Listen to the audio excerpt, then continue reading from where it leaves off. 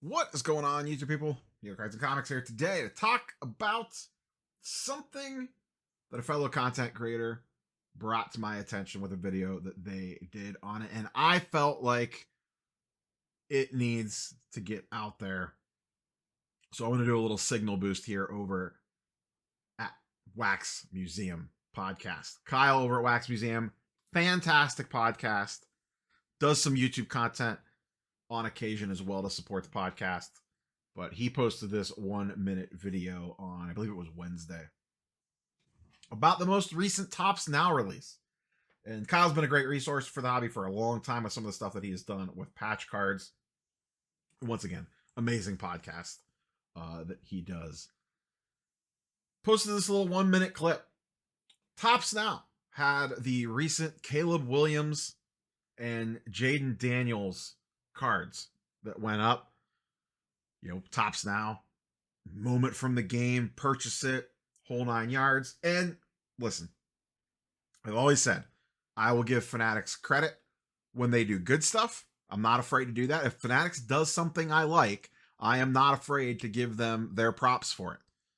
But when they do something I don't like, I am not afraid to go at them for something that I think is pretty crappy. And this falls in the latter category.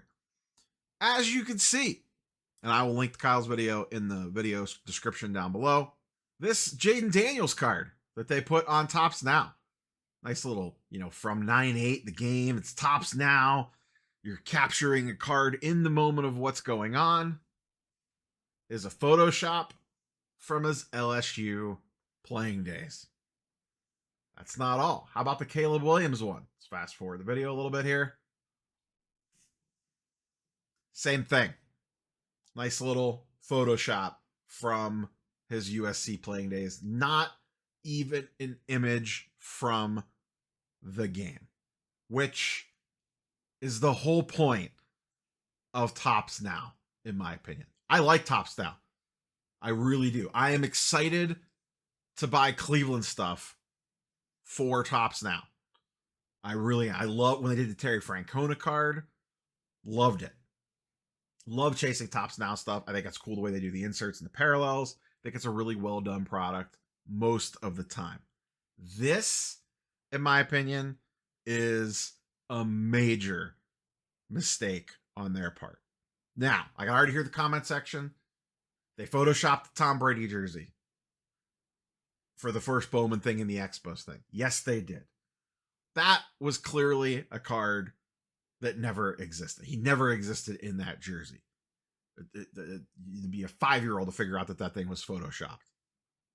Easy enough. I completely understand them photoshopping that card. I had no problems with that. They photoshop Bowman all the time. I have no issues with that because we all know what we are getting into when we purchase those cards. I think that's fair game. This, when Topps Now is literally pitched as capture this moment. This is a card celebrating a specific moment in time. And we want to capture that, usually within 24 hours. A cool image, a cool highlight, whatever the case might be. Ohtani striking out Trout in the WBC. Ellie De La Cruz and his 3 steals in 1 inning. The Olympics stuff. The list is endless. All the Caitlin Clark stuff that they did for Topps Now stuff. Now, some of the Topps Now cards are award based around like Rookie of the Year and things like that. I get that. But when you're talking about these ones from a specific game, and as Kyle points out in this video, I forget where it's at. Yeah, right here. It's even game dated. 9/8/2024. First quarterback selected first overall win debut since 2002. Cool. To me, that implies that the image is from the game, not from some random college game. Now, my guess here is because, and these are unlicensed, by the way, because they don't have the license yet. They did a good job with the images to make it not super noticeable. But I believe that's where the problem comes up. Because they don't have the NFL license, I'm guessing they don't have as easy access to photos. Because to the best of my knowledge, We have not seen this with baseball in the past. I could be wrong on that. I'm sure the internet will do its thing. Blowout will do its thing. But to the best of my knowledge, I have not seen this with baseball. I don't know about some of the basketball releases, but it would now, well, Caitlin Clark was always in her college jersey, so that would kind of make sense. Or at least with Topps, anyway. They never did anything with her in her WNBA jersey. But my guess here is that because they don't have the license, it makes getting access to the photos a lot trickier, especially in a quick turnaround. Because they'd have to try to go through AP or Getty, depending on who covered the game, and the news services and all this nonsense, and then get the rights for it and figure that all out. And I don't necessarily fully understand all the inner workings of that, but I bet you it's a lot more difficult when you don't have the agreements in place with the leagues like they do with baseball. So my guess is that is the complicating factor here. That is what is tying their hands.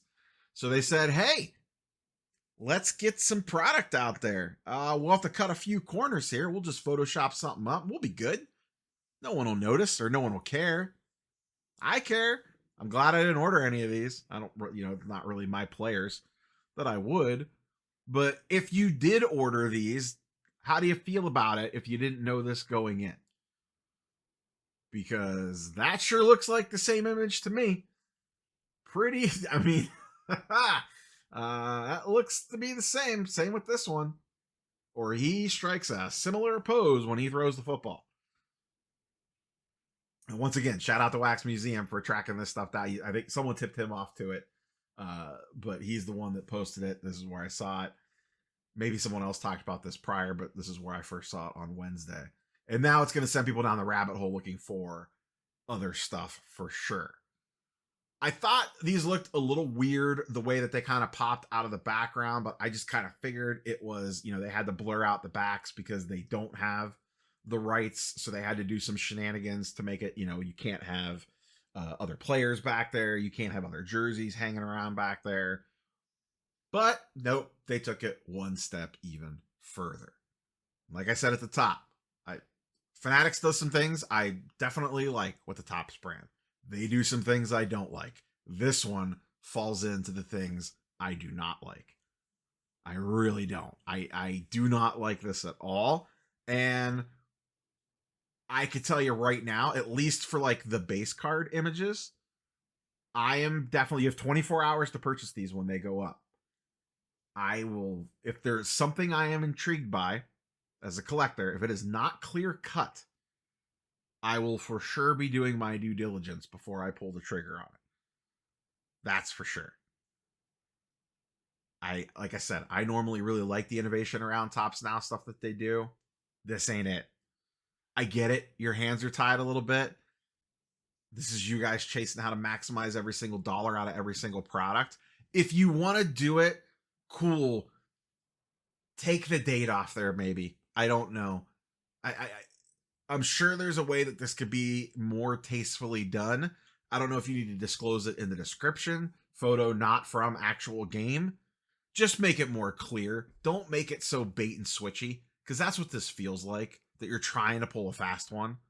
And let's be honest, if you put a little asterisk with some fine print that said photo not from actual game, I honestly don't think most people would care if they knew that going in, so they knew what they were getting. This feels Shady McShaderton. This feels bait and switchy, in my opinion. I don't like it. I just don't. Please don't do this with I'm sure they're going to do this with basketball stuff. Please don't do it with my Cavs. I don't know that any Cavs or Fanatics guys. Darius Garland's upper deck, so I don't got to worry about that. I'm not sure about Mobley and Donovan. I look forward to, and this is all really compounded by the whole licensing stuff. The whole licensing nonsense has really impacted all of us as collectors, investors, flippers, whatever it is that you are. Every day that goes by, especially now that we're in this weird in-between period, this unlicensed, question on who has the license, who doesn't, who has exclusivity to autographs and who doesn't is really putting the pinch on us.